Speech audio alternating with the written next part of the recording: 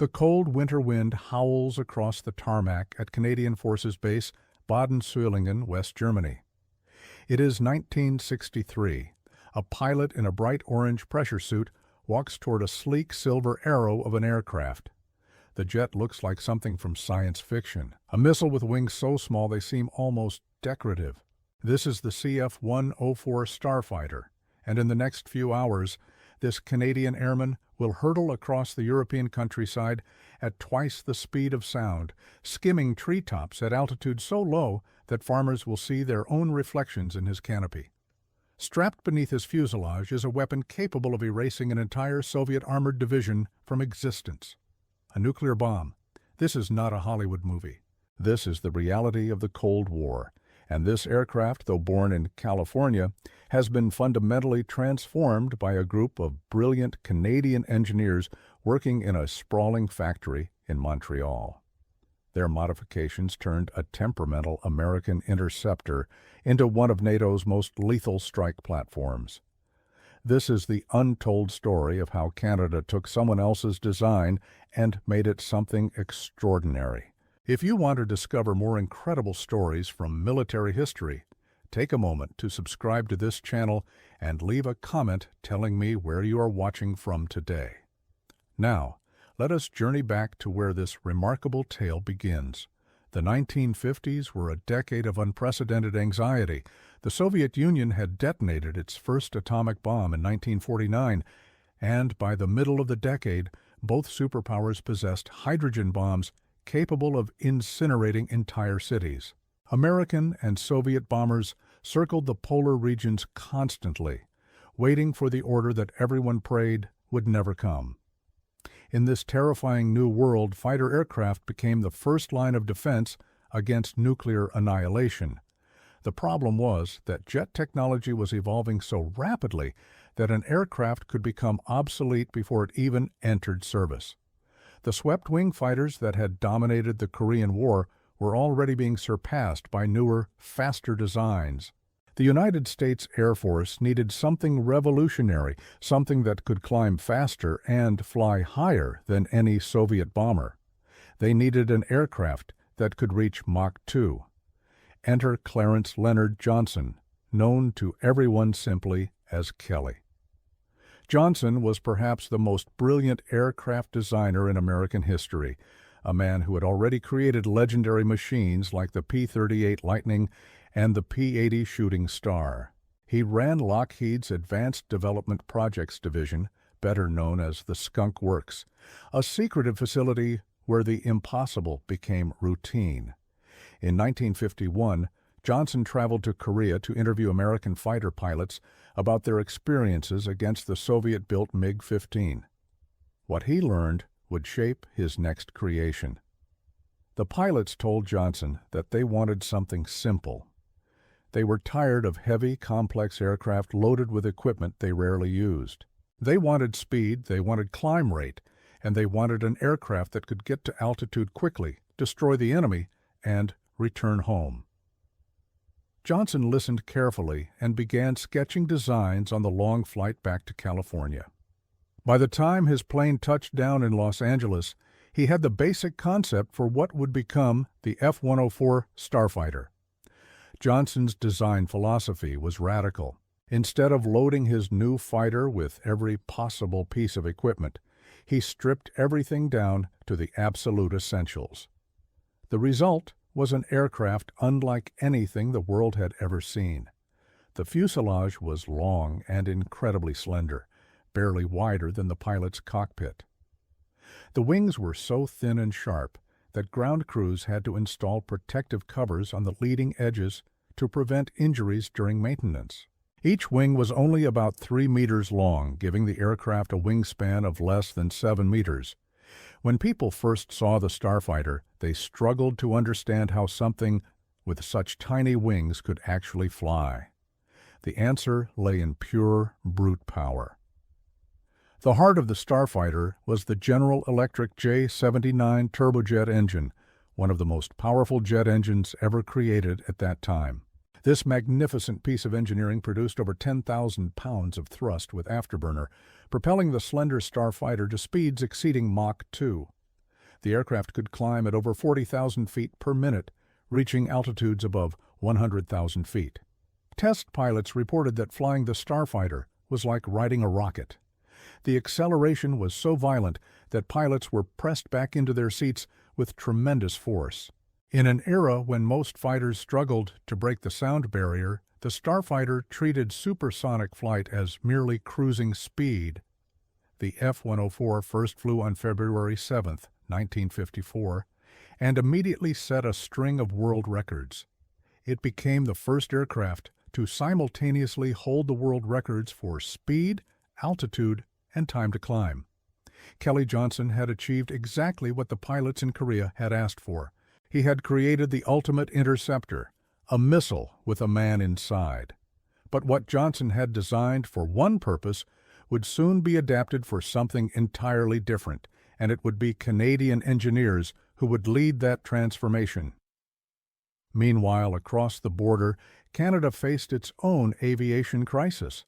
The Royal Canadian Air Force had invested heavily in the Avro CF-105 Arrow, an ambitious supersonic interceptor designed and built entirely in Canada. The Arrow was a magnificent aircraft, one of the most advanced of its era, but it was also incredibly expensive. By 1959, the program had consumed enormous resources, and the Canadian government, under Prime Minister John Diefenbaker, made the controversial decision to cancel the project. On February 20, 1959, a day that would become known as Black Friday in Canadian aviation circles, the Arrow program was terminated. Thousands of engineers and workers lost their jobs overnight. Many of them would eventually find their way to the American space program, where they helped put men on the moon. But the cancellation left a gaping hole in Canada's defense capabilities. Canada still needed a modern fighter aircraft. The F-86 Sabre, which had served the Royal Canadian Air Force so well in the 1950s, was rapidly becoming obsolete. More importantly, Canada's role within NATO was changing. The alliance had decided that in the event of a Soviet invasion of Western Europe, nuclear weapons would be used to halt the advancing armored columns. Canada committed to providing nuclear-capable strike aircraft that would be stationed in Europe, ready to deliver atomic weapons against Warsaw Pact forces if the order came. This was a grim responsibility, but one that the Canadian government accepted as part of its contribution to collective defense. The search for a replacement aircraft led to the F-104 Starfighter. On paper, it seemed an odd choice. Johnson had designed the Starfighter as a high-altitude interceptor, not a low-level strike aircraft. But the Starfighter had several advantages that made it attractive to Canada. First, it was already in production, which meant that aircraft could be delivered relatively quickly. Second, Lockheed was willing to license the design for production in Canada, which would provide jobs for the workers who had lost their positions when the Arrow was canceled. Third, the Starfighter's incredible speed made it ideal for the nuclear strike mission, where getting in and out quickly was essential for survival. On August 14, 1959, the Canadian government announced that Canada Limited, based in Montreal, would manufacture 200 Starfighters for the Royal Canadian Air Force. This would not be a simple assembly operation. Canadian engineers would take the basic F-104G design and transform it into something specifically suited to Canadian requirements. The result would be designated the CF-104, a designation that marked it as distinctly Canadian. The transformation began almost immediately. Engineers at Canadair faced a fundamental challenge. The aircraft they were starting with had been designed to climb to high altitude and shoot down enemy bombers. Their mission required an aircraft that would fly at treetop level across the European countryside, evade enemy radar and fighters, and deliver a nuclear weapon with precision. These were completely different requirements, and meeting them would require substantial modifications. One of the first changes involved the radar system. The original F-104G used the ANASG-14T2 NASAR, which stands for North American Search and Ranging Radar. This system was designed to track and engage aerial targets. Canadian engineers, working closely with their American counterparts, developed a modified version designated the R-24A NASA-RR.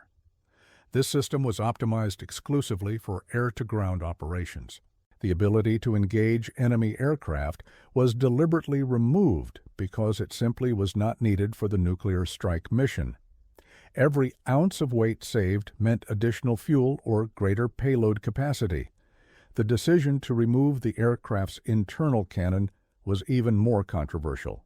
The original Starfighter carried an M6101 Vulcan cannon, a 6-barreled rotary gun capable of firing 6,000 rounds per minute. It was a devastating weapon against both air and ground targets. But for the nuclear strike mission, the cannon was considered unnecessary weight. Canadian engineers removed the gun and replaced it with an additional fuel tank holding 120 gallons of jet fuel. This modification extended the aircraft's combat radius, allowing it to penetrate deeper into enemy territory before delivering its weapon. The fuselage was modified to accommodate a variety of nuclear weapons. The CF-104 was certified to carry the B-28, B-43, and B-57 nuclear bombs. These were not small devices. The B-43, for example, weighed over 2,000 pounds and could produce an explosive yield of up to 1 megaton, equivalent to 1 million tons of conventional explosives. A single CF-104 could destroy an entire Soviet armored division with one weapon. The thought of Canadian pilots carrying such devastating ordnance was sobering, but it reflected the brutal calculus of Cold War deterrence. Perhaps the most distinctive Canadian modification was the addition of a reconnaissance capability. A special pod was developed that could be mounted beneath the fuselage, equipped with 4 Vinten cameras capable of photographing enemy positions in extraordinary detail. This gave the CF-104 a dual-mission capability. When not configured for nuclear strike, it could perform vital reconnaissance missions, gathering intelligence on Warsaw Pact forces. The ability to switch between these roles with relatively simple modifications made the CF-104 an extremely flexible platform. The landing gear was another area where Canadian engineers made significant improvements. The original Starfighter had earned a reputation for being difficult to land. Its small wings produced very high landing speeds, and the gear was sometimes overwhelmed when pilots brought the aircraft down hard. Canadian engineers replaced the main undercarriage members with units featuring longer-stroke liquid springs and larger tires. These modifications made the aircraft more forgiving during landing, particularly important for pilots operating from the relatively short runways common in Western Europe. The engine itself was also built in Canada. Orenda Engines Limited, based in Toronto, manufactured the General Electric J79 OEL7 turbojet under license. This was a significant industrial achievement. The J79 was one of the most complex jet engines in the world, featuring variable stator vanes that automatically adjusted to optimize performance across a wide range of speeds and altitudes. Building such an engine required precision manufacturing capabilities that few countries possessed. The fact that Canadian industry could produce this engine to American specifications demonstrated the remarkable depth of Canada's aerospace capabilities. Before I continue with this incredible story, I want to remind you to subscribe to this channel if you are enjoying this content. Your support helps bring more fascinating military history to life. Now, let us continue. The first Canadian-built CF-104 rolled out of the Canadair factory in Montreal and took to the skies on May 26, 1961. The flight was flawless, validating the modifications that Canadian engineers had incorporated into the design.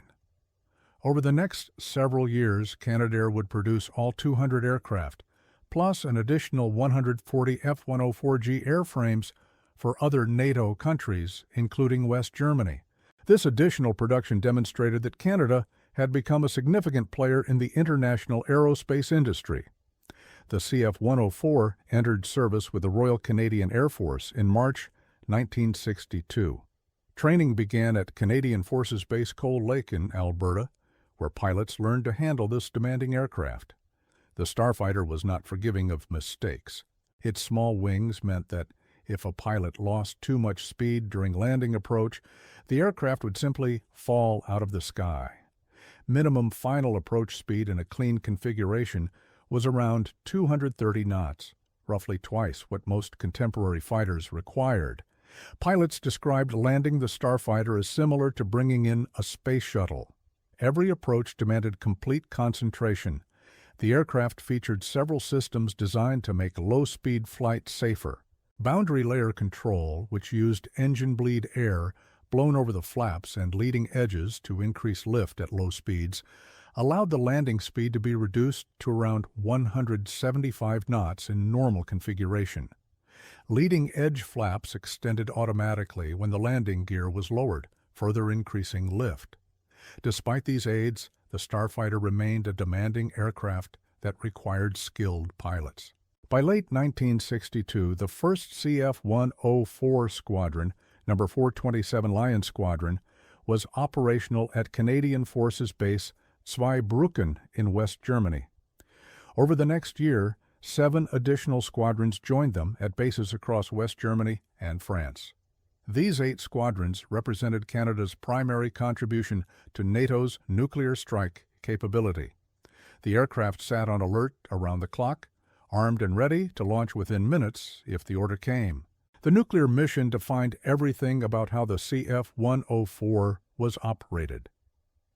Aircraft sat in hardened shelters, protected from potential Soviet attack. Pilots rotated through alert duty, spending hours in ready rooms near their aircraft, waiting for a klaxon that they hoped would never sound. The nuclear weapons themselves were stored separately and would be loaded only when the alert level increased. American custodial teams maintained control of the weapons until the moment of release, a reflection of the complex arrangements governing NATO's nuclear forces. Training for the nuclear mission was intense and realistic. Pilots practiced their attack profiles constantly, flying at extremely low altitudes across the European countryside. The tactic was called low-level penetration, and it was designed to defeat Soviet air defenses. Radar had difficulty tracking aircraft flying below the surrounding terrain, so pilots learned to fly at altitudes of 100 feet or less, often following valleys and river courses to mask their approach. At these altitudes, traveling at over 500 knots, the margin for error was essentially zero. A momentary lapse of concentration could send an aircraft into a hillside. The CF-104 proved remarkably successful in this demanding role. Canadian pilots developed exceptional skills at low-level navigation and precision weapons delivery. Each year, NATO held the Allied Forces Central Europe Tactical Weapons Meet, a competition that tested squadrons from Belgium, France, West Germany, the United States, Britain, the Netherlands, and Canada. Scores were based on bomb accuracy, time on target, navigation, mission planning, and aircraft serviceability. Pilots were chosen at random from the participating squadrons to ensure that the results reflected true operational capabilities. Canadian CF-104 squadrons consistently performed at the highest levels, demonstrating that their aircraft and training were among the best in the alliance. The success of Canadian squadrons in these competitions was not accidental. It reflected the quality of both the modified aircraft and the rigorous training program.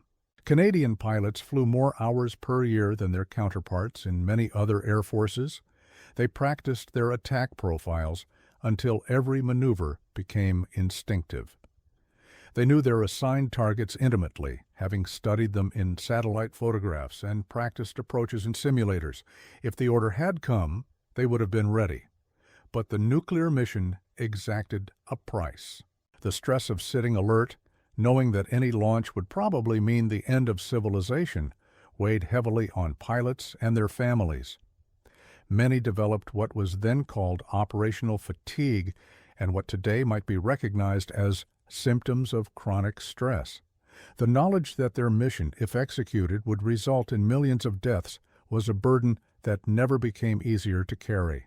Yet these men accepted the responsibility because they believed that deterrence was the best way to prevent the war that everyone dreaded. The CF-104 also had a darker reputation. The Starfighter was involved in a significant number of accidents during its service with various air forces. The West German Air Force, which operated the F-104G in large numbers, lost over 100 aircraft to accidents, earning the type nicknames like Widowmaker and Flying Coffin. The Canadian experience was considerably better, largely due to better training, more experienced pilots, and the modifications that Canadian engineers had incorporated. Nevertheless, accidents occurred and Canadian pilots lost their lives flying this demanding aircraft. The reasons for the Starfighter's accident rate were complex. The aircraft was designed for high-altitude interception, where its small wings and high wing loading were advantages. When adapted for low-level strike missions, these same characteristics became liabilities. The small wings meant that any loss of engine power at low altitude gave the pilot almost no time to react. The aircraft did not glide well. If the engine failed, the pilot had only seconds to eject before the aircraft hit the ground. Additionally, the early ejection seats were designed for high-altitude use and were less effective at the low altitudes where CF-104s typically operated. Later modifications, including improved ejection seats, helped reduce the accident rate. Despite the risks, Canadian pilots developed a genuine affection for the Starfighter. They appreciated its incredible performance, its responsiveness to control inputs, and its sheer speed. Many described it as the most exciting aircraft they ever flew. The sensation of rocketing across the European landscape at over 600 knots, barely above the treetops, was an experience that none of them ever forgot. For all its quirks and dangers, the Starfighter inspired a loyalty among its pilots that few other aircraft matched. The year 1971 marked a significant turning point in the CF-104's career. The Canadian government, responding to changing political attitudes and strategic calculations, decided to discontinue the nuclear strike mission. The weapons were returned to American custody, and the CF-104 was reconfigured for conventional attack. This required reversing some of the modifications that Canadian engineers had made a decade earlier. Most notably, the M61 Vulcan cannon was reinstalled, giving the aircraft a powerful air-to-ground strafe capability. The transition to conventional attack opened up new possibilities for the CF-104. Without the constraints of the nuclear mission, pilots could practice a wider range of tactics. The aircraft was equipped with American Mark 82 Snake-Eye high-drag bombs, which featured folding fins that deployed after release to slow the bomb's descent. This allowed pilots to release their weapons at very low altitude without being caught in the blast. British BL-755 cluster bombs were also added to the arsenal, giving Canadian pilots the ability to attack dispersed targets like vehicle convoys or troop concentrations. Perhaps the most significant conventional weapon carried by the CF-104 was uniquely Canadian. The CRV-7, standing for Canadian Rocket Vehicle 7, was a high-velocity, unguided rocket developed by Bristol Aerospace in Winnipeg.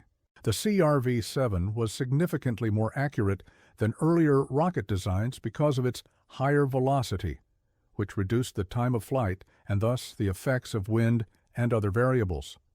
A CF-104 could carry multiple pods of these rockets, each pod containing 19 rockets. A single aircraft could thus saturate a target with over 75 high-explosive projectiles in a matter of seconds. The CRV-7 became one of the most successful Canadian weapons exports, eventually being adopted by air forces around the world. The 1970s and early 1980s saw continued reductions in Canadian fighter strength in Europe. Economic pressures and changing strategic priorities led the government to reduce the number of CF-104 squadrons from 8 to 6 in 1967, and further to just 3 squadrons in 1970. These remaining squadrons were based at Canadian Forces Base Baden-Söllingen in West Germany, where they continued to train for the conventional attack mission. Despite the reductions, Canadian pilots maintained their high standards of proficiency, continuing to perform well in NATO exercises and competitions. The CF-104 never carried the AM-9 Sidewinder air-to-air missile in Canadian service, although the aircraft was capable of doing so. Canadian doctrine focused exclusively on the attack mission, leaving air defense to other NATO air forces. However, Canadian pilots regularly practiced air combat maneuvering to maintain their skills and to defend themselves if attacked. The Starfighter was not an ideal dogfighter due to its high wing loading and poor low-speed handling, but in the hands of a skilled pilot, it could hold its own against contemporary fighters. The key was to keep the speed up and use the aircraft's excellent acceleration and climb rate to gain an advantage. By the early 1980s, the CF-104 was showing its age. The airframes had accumulated thousands of flight hours, and fatigue cracks were becoming a concern. More importantly, newer threats were emerging that the Starfighter was not designed to counter. Soviet air defenses had improved dramatically since the aircraft entered service, and the low-level penetration tactics that had been so effective in the 1960s were becoming increasingly dangerous. New surface-to-air missiles could engage targets at very low altitudes, and advanced fighters like the MiG-29 and Su-27 posed a significant threat to strike aircraft. The Canadian government began searching for a replacement in the late 1970s. The competition eventually came down to 2 aircraft, the General Dynamics F-16 Fighting Falcon and the McDonnell Douglas F-18 Hornet. After extensive evaluation, Canada selected the F-18, designated the CF-18 in Canadian service.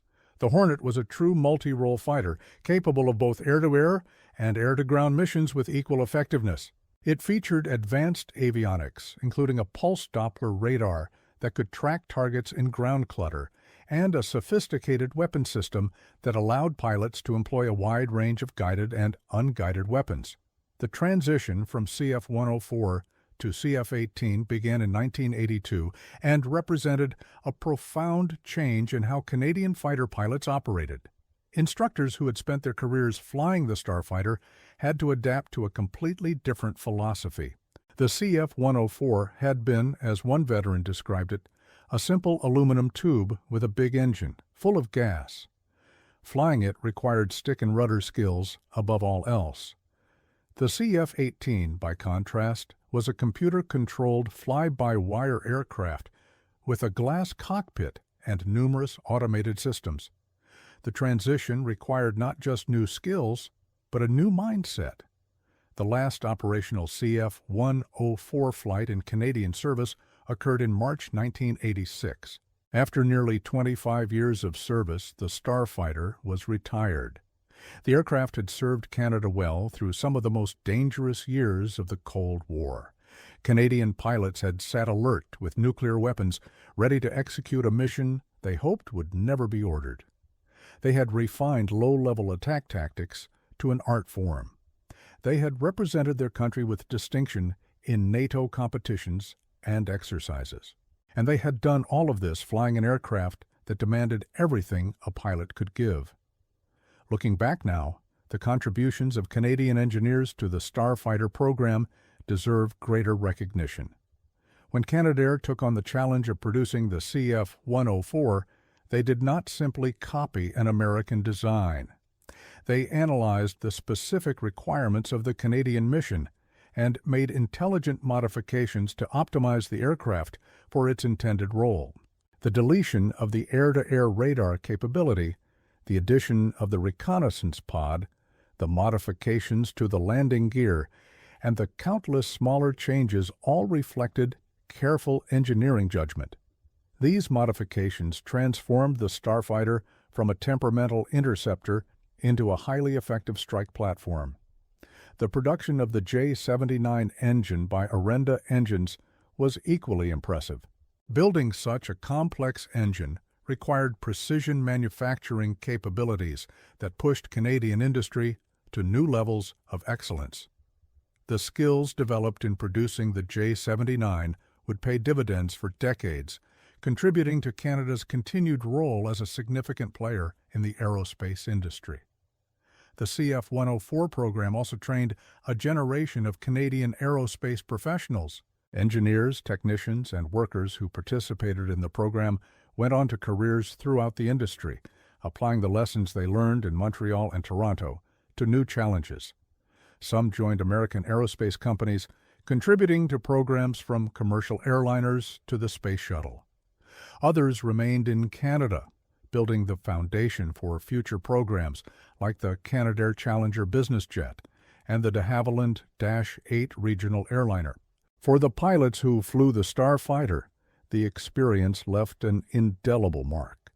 Many went on to fly the CF-18 and later aircraft, but they always remembered the Starfighter with a special affection. It was, they said, a pilot's airplane, an aircraft that rewarded skill and punished complacency. It demanded respect, and it taught lessons that stayed with them throughout their careers. The discipline required to fly the CF-104 safely made them better pilots in everything they flew afterward. The legacy of the CF-104 extends beyond the aircraft itself. The modifications developed by Canadian engineers influenced later versions of the Starfighter produced for other countries. The lessons learned in adapting an interceptor for the strike role informed subsequent aircraft development programs, and the tactics developed by Canadian pilots for low-level penetration contributed to NATO doctrine that shaped alliance operations for decades. As you watch the surviving CF-104s in museums across Canada, it is worth remembering what these aircraft represented. They were instruments of deterrence during the most dangerous period of the Cold War. The men who flew them accepted a terrible responsibility, the knowledge that their mission, if executed, would contribute to unimaginable destruction. They sat alert through countless hours, hoping the order would never come. And when the political climate changed and the nuclear mission ended, they adapted to new roles with the same professionalism they had always displayed. The Canadian CF-104 Starfighter story is ultimately one of adaptation and excellence. Canadian engineers took an American design and made it better suited to Canadian requirements. Canadian workers built the aircraft and engines to exacting standards. Canadian pilots flew the aircraft with skill and professionalism that earned respect throughout NATO. Together they wrote a chapter of Canadian military aviation history that deserves to be remembered. Today, the Royal Canadian Air Force is preparing for another transition, from the CF-18 Hornet to the F-35 Lightning II. This transition carries echoes of the earlier shift from CF-104 to CF-18. Once again, pilots trained on one generation of aircraft must adapt to something fundamentally different. Once again, doctrine and tactics must evolve to take advantage of new capabilities. And once again, the experiences of the past can inform the decisions of the present. The veterans of the CF-104 era are becoming fewer each year. Many have already passed, taking their memories with them. It falls to us to preserve their stories, to remember the contribution they made during a time when nuclear war seemed not just possible, but probable. They held the line during the Cold War, and for that, they deserve our gratitude and respect. The Starfighter itself remains an engineering marvel. Its slender fuselage and tiny wings still look futuristic today, more than 7 decades after Kelly Johnson first sketched the basic concept. The aircraft pushed the boundaries of what was possible, achieving speeds and altitudes that seemed almost magical to people accustomed to propeller-driven aircraft. It demanded the best from everyone who worked with it, from the engineers who designed it, to the workers who built it, to the mechanics who maintained it, to the pilots who flew it. The CF-104 was never easy. It challenged everyone who came near it. But in that challenge lay its greatest lesson. Excellence is not achieved by taking the easy path. It is achieved by accepting difficult challenges and rising to meet them. The Canadian men and women who built and flew the CF-104 understood this lesson. They embraced the difficulty and became better for it. In the end, perhaps that is the Starfighter's true legacy, not the speed records, not the nuclear alert missions, not the competition trophies, but the standard of excellence that it demanded and that Canadian aerospace professionals met. That standard continues to define Canadian military aviation today. It is a legacy worth preserving and worth celebrating. Thank you for joining me on this journey through the history of the CF-104 Starfighter. If you enjoyed this video, please subscribe to the channel, leave a like, and share it with others who appreciate military history. Your support makes these deep dives into the past possible. Until next time, remember the men and women who stood ready during the Cold War, accepting terrible responsibility, so that the rest of us could live in peace. Their service should never be forgotten.